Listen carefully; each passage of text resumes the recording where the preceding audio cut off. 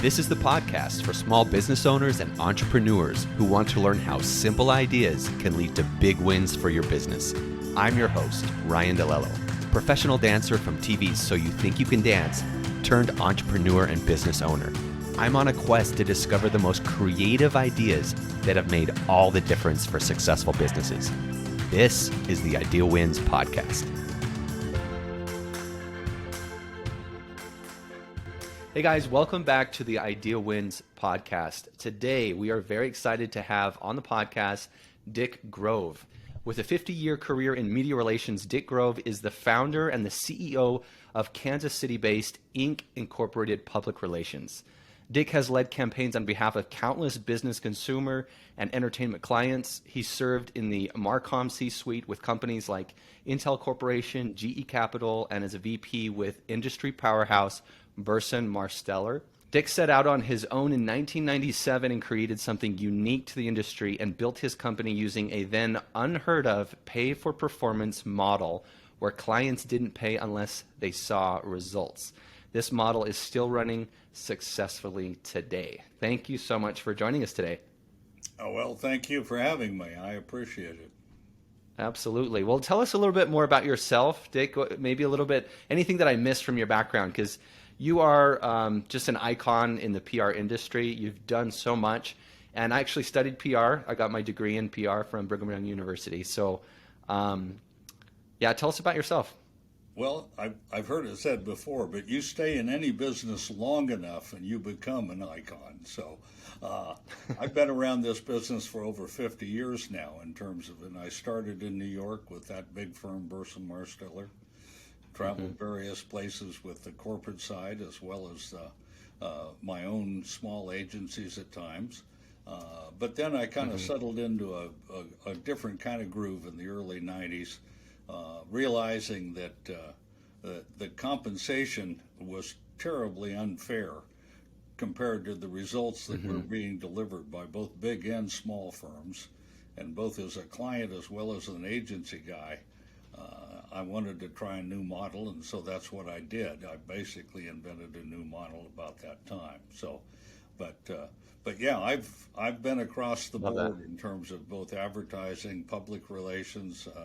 I mentioned earlier in a few other bios that I did spend some time in the entertainment world, but primarily with the same idea that mass communications, that communicating, and even when it came to entertainers and entertainment ideas, I came up with some ideas to blend entertainment with corporate needs in terms of their communication needs. So, but well, we share that in common. Obviously, I have an entertainment background, right. Being as a professional dancer on TV, and I've done the same thing with my businesses that I run, and realized it's pretty much a performance. Like when you're really connecting to your audience and you really understand your audience, in entertainment, that's why they love you. That's why they keep coming back, because you're connecting to their heart, to their soul, what matters to them.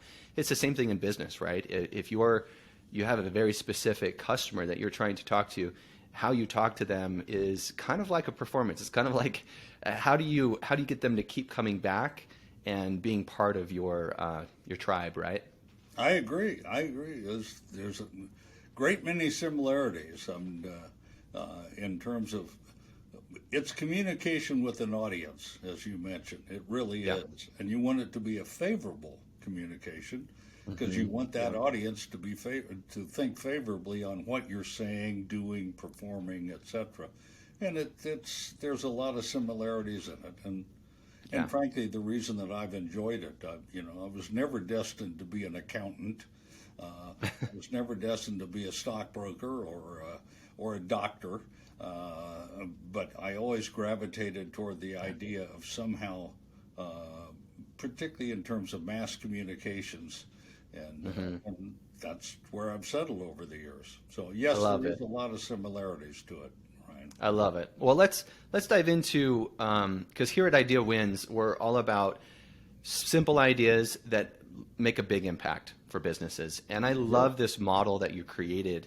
One of the questions is for you to tell us your best small idea for big business wins. And I think that model of hey, you know what? I'm going to step outside of what the entire industry is doing. I'm going to create a model where you pay if I get you the results. So tell me about what led to that and how that's worked out. Well, pretty simple, really. After 30 some years in the business, I had came to a conclusion, both being on the client side as well as on the PR agency side, that PR firms get hired for a lot of reasons, but they usually get fired for one, almost predominantly, and that's coverage. Ultimately, clients want coverage above all the other things like consulting and crisis management and all of that. But ultimately, they want media coverage. And so I looked at it and said, you know what? There's a better way to do this. The other thing I noticed was that firms tended to overcharge but not deliver. And so I was looking to try and build a model that would in effect deliver first and charge second, and thus led to what we call pay for performance or pay for results. And it's pretty simple. It's the idea is that you get the more coverage we deliver a client, the more they pay. The less coverage we get, the less they pay. And it's based on a very firm foundation of input from the client. So we're not casually going out there pitching any crazy story that might happen. It's very much based on the needs of the client, the marketing, the business needs of a client. And we decided that in order to do that, the model depended on a couple of things working for me. One was finding really good talent, meaning the people that are going to be pitching and placing those stories have to be highly experienced. And so I decided to do something different. I went after senior level people working within the media or who had been on their own in PR firms, and then wanted to work maybe from home because that did something else. I was able to lower my overhead by letting people work from home even before there was much of an internet out there. And by getting senior level people that knew where to take a story and how to pitch it, and letting them work from home, the combination of that meant that by lowering my overhead, I could take more of the financial risk off of the client and put it on me to actually deliver results. So the concept, that's basically the concept. It was very simple, but highly blasphemous. By the way, it still is. To this day, it still is. I mean, but I love that. Yeah. I love people who take an industry and shake it because that's what we need. That's how we progress. That's how we get better. That's really what Idea Wins, what we want to do is like, okay, what simple things can you do that will disrupt a marketplace and really drive results better than anyone else? So I'm so glad you're on our podcast because, and then, what you mentioned as well, just the work from home. Now, after COVID, that's kind of, it's gone kind of viral, but you were a pioneer with that, right? Well, it was very simple in the beginning because senior people, and by senior I mean people that are highly experienced, not necessarily gold and gray haired like I am now, but people that are highly experienced. And what they looked for was the ability not to have to commute in every day from whether it be White Plains into Manhattan or whether it be from the suburbs into San Francisco or LA or Chicago, but be able to work from home and have a more of an environment conducive to really doing their job rather than spending a lot of time on it. And what we found was a lot of people like that concept. Oh yeah. And people work harder when they're fulfilled and when you have more freedom of time and you a lot of people go into the office and they just, I did financial services for about 9 months sitting at a desk, looking at numbers. It just wasn't for me, and I hated my life. So I wasn't performing well in my job either because I just didn't like what I was doing. I didn't like being in the office all day. So. Well, it takes a certain kind of person to be self-disciplined too, to work from home. There's no doubt about that. But the basic concept of PR being to place good stories in the media that bring positive effects to your client, that's not and I hate to say it, I get a lot of criticism for that too. It's not rocket science, and we're not curing cancer. We're basically convincing the media to carry a positive story about our clients, Right. usually a soft business story of some kind or another. And that doesn't that what you need is a certain innate ability to know what news is and to have a Yeah. sense of news instinct about yourself, to have a good Rolodex, or as we used to say, a Rolodex. Now, Yeah. you've got a good list of where you can take these stories.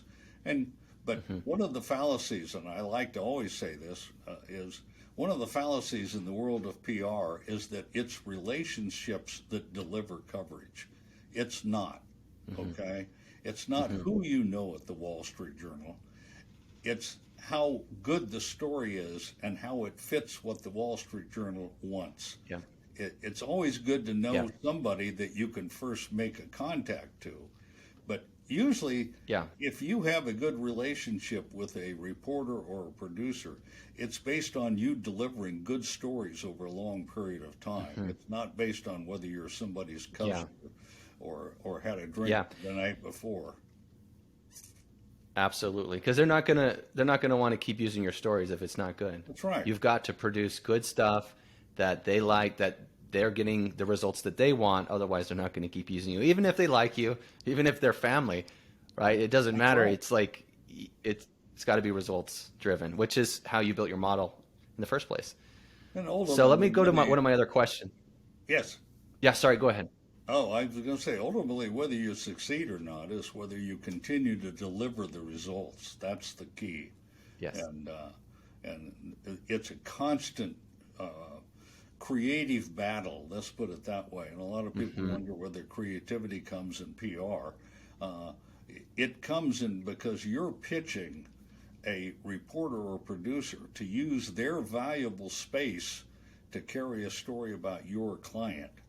And Right. and to do that, you've got to come up with a very good creative hook that fits their needs. And it's a constant battle to do that. Advertising, no.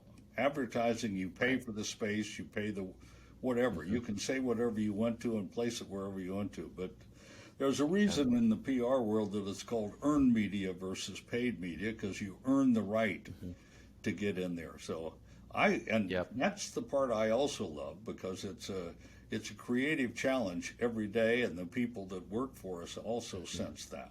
So, Yeah.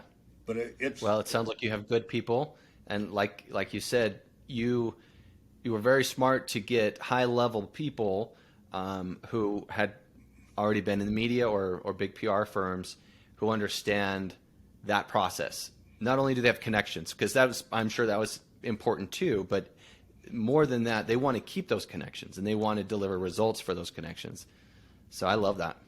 well, the challenge Great. today is, and by the way, over all the years, and even the years that I've had this company now for 25 to 30 years, the challenge comes that it's always changing, and the media changes constantly, and it's changed dramatically in the last 5 to 10 years. The advent of social media, the advent of Yeah. everything. I mean, 90% of all stories now are carried online rather than in print. Yeah. So or broadcast. So it's always a challenge. And then of course social media has changed things. And now with the advent of and the intrusion to a great degree of artificial intelligence, it's Yeah. you've really got to be on your toes, because so Yeah. much the audience now has become jaded, cynical, etc. Or what they seeing or hearing, is it true? Is it fake news? Has Yeah. it been created by a chat bot, for God's sake? That's the challenge, and so Yeah. it's still exciting, but it's changed dramatically over the years. Yeah. And to find to still be successful in that is we feel pretty good about it, to be honest with you. Oh yeah, that was going to be my next question. Is what is the greatest challenge right now? And you led us straight there. So, I have a personal feeling about this. I think we're going to go through a cycle where the AI is the biggest rave right now, and everybody's going to be so excited to be using AI and try to use it, to implement into their business. But like you said, people, you can't replace a personal touch, and people are getting jaded, and they don't trust everything they're seeing now. And I feel like there's going to be a swing back. I don't know when it's going to happen, but I personally believe that there's going to be a swing back the other direction, where people are just going to want to know for a fact that they're working with people. They're talking to a person. It came from the heart of a person. This is just an idea that I have, and I don't know, it might take 10 years before we come back to that point. Maybe it'll take a couple years. But I don't know what your thoughts are on that. But I have this feeling that we're going to get to a point. And it's even how as a firm, how we present ourselves. I mean, so many PR firms now prefer to call themselves marketing agencies or digital marketing agencies. And I want to say, oh, posh, that's ridiculous. What good PR is presented as real stories from that resonate with your audience, and to say that you're a digital marketing agency when you're really that means you're trying to cover too much in my mind. But we like to think of ourselves as kind of old-fashioned, because everything is done by hand. Every pitch is custom pitched to a particular reporter or producer, and we still find that the most effective way, rather than blast press releases out over the online and so forth. So we're kind of old-fashioned, but it's still. But that's refreshing in today's world. Yeah, and where we involve social media is we tell our clients the most successful social media you can have is content that's created by a third party, i.e. the news media. If you can post a story that is more credible because somebody in the Wall Street Journal or USA Today or the Today Show, etc., did a story about you, then post that on social media, then you've got some real credibility going. As opposed to just creating your own stories or whatever and putting them out there. Absolutely. So we try to use social media, but we use it as a conduit for the credible content that we produce. But I love that. It's a challenge. It is a challenge. Every day things are changing, Ryan. So there's no doubt about it. A little bit like you, though, I believe it's cyclical. Much thing is the same way with the economy. I mean, we've weathered 3 different recessions over the years that have had this company. And in that process, you got to just hold steady, believe in what you believe in, hold to your integrity, and bet that it's going to come back to you. And, so far, it's worked pretty well. I'm never a person that ever says never, but so far it's worked pretty well with that kind of a feeling on it. I love that. I think that leads me into my next question, which is, I like to ask this sometimes to our guests. If you had the ability to pick any business superpower, what would it be, and how you put it into practice? Well, how have you put that into practice? Yeah, they're under fire right now, but I love Disney only because I've grown up with Disney, obviously, and how it's evolved into this gigantic media conglomerate, but tried to hold true to itself, nevertheless. And the fact that they're involved in everything from news to sports to entertainment, even entertainment experience in terms of the parks and so forth. I'm fascinated by that business, and if I had a wannabe sometime, it would be I'd love to be Iger, who's in charge of Disney, and faced with even the problems of crazies like DeSantis in Florida. I still believe that the company is something that I just look at it as a company that embodies all the different disciplines that I think are very cool. Yeah, so we're in an interesting age right now because I think one of the reasons why Disney has been so successful is because they've really understood their audience and they've really been able to speak to their heart and connect to them in multiple audiences. Like you said, they've grown from their original audience and they have so many different, audiences and disciplines that they're been successful at. But with a world that is so divided in a country that is with, politics, and it seems that when companies, and you can see this with Budweiser recently, when companies start to dip into that realm of the very highly kind of controversial political things, it hasn't been going so well. So some of Disney's films that really tanked, that had done that, and now Budweiser with their move. And it's just a challenge because the world is so divided, and there's a lot of political tension right now.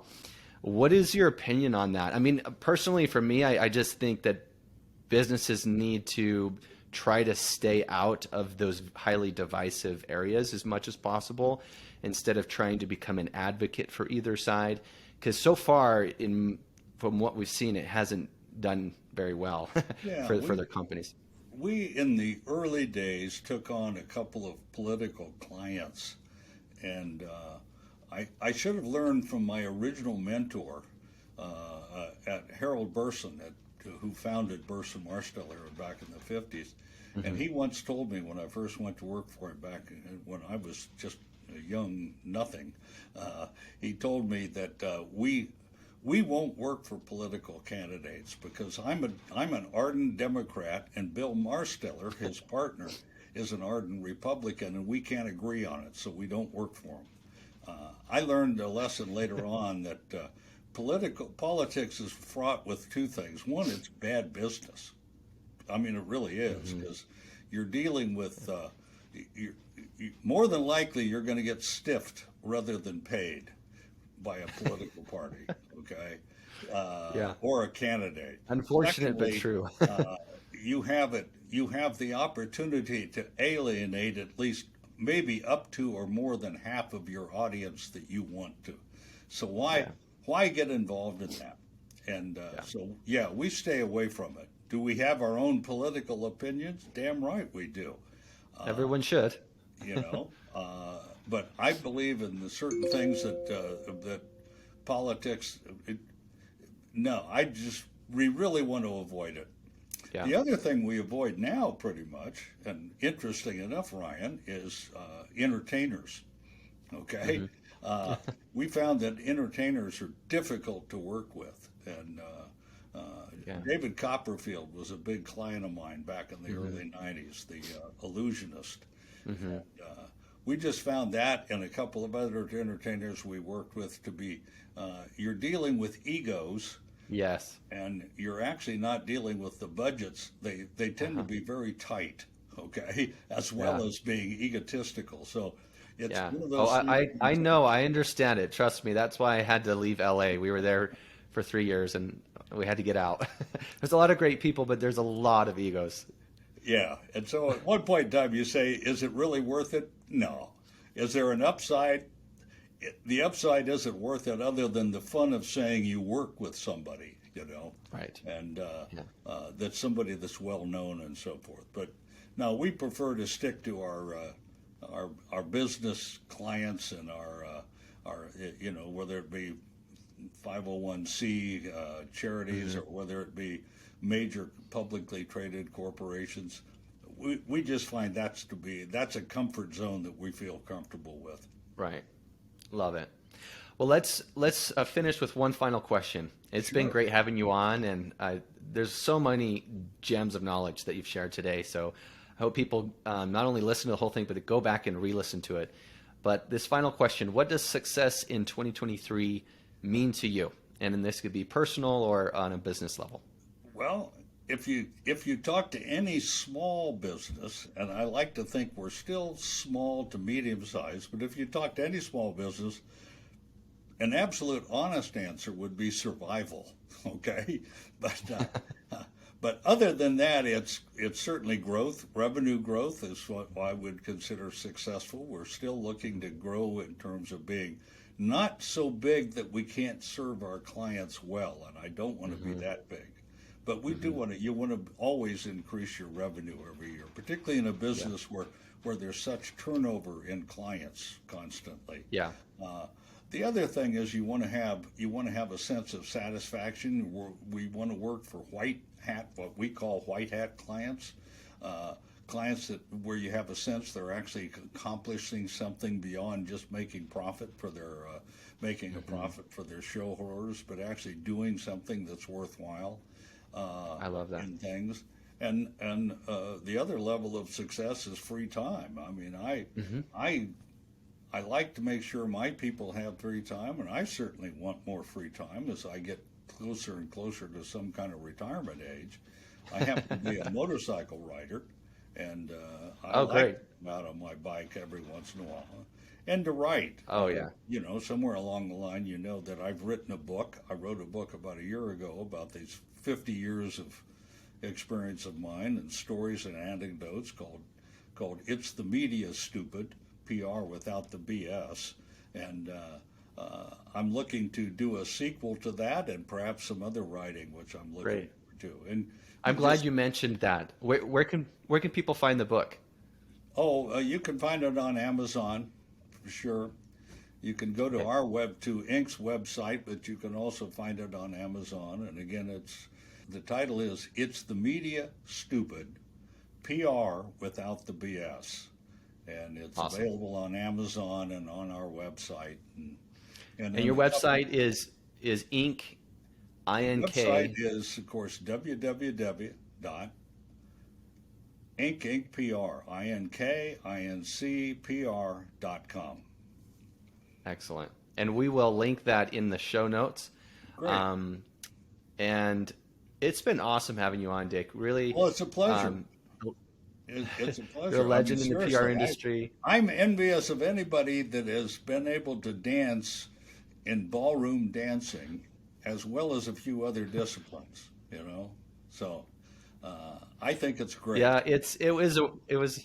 Thank you so much. Yeah, it was a great part of my life, and so appreciative of that experience that I was able to do with my wife. And but I'm also loving being an entrepreneur, and I still perform. I still have shows that I do here and there, but I love being an entrepreneur. I love PR. I love messaging, and that's kind of always been my passion. And I think I did that in dancing. I wanted to connect with people, and now I'm doing it with business. So thank you. Well, you're in a great profession to do it right now, seriously. And thank you. And I'll shove the compliment right back at you, Ryan. You're a very good interviewer. Thank you so much. You're enjoying the interview. I do. I love this. Great. I love it because I get to meet great people just like you and learn from you. So appreciate your time. Thank you. I appreciate it as well. All right. Thanks for being with us, you guys. We'll see you next time on the Idea Wins podcast. Thanks for listening. If you're looking for tools or resources to grow, optimize, and save money for your business, or if you have questions about today's podcast or a previous episode, go to ideawins.com. We believe every idea counts, and a small, simple idea might be the only thing holding you back from a big win for your business. Don't forget to subscribe to the podcast in your favorite podcast app so you never miss an episode. And as always, thanks for sharing Idea Wins with your friends.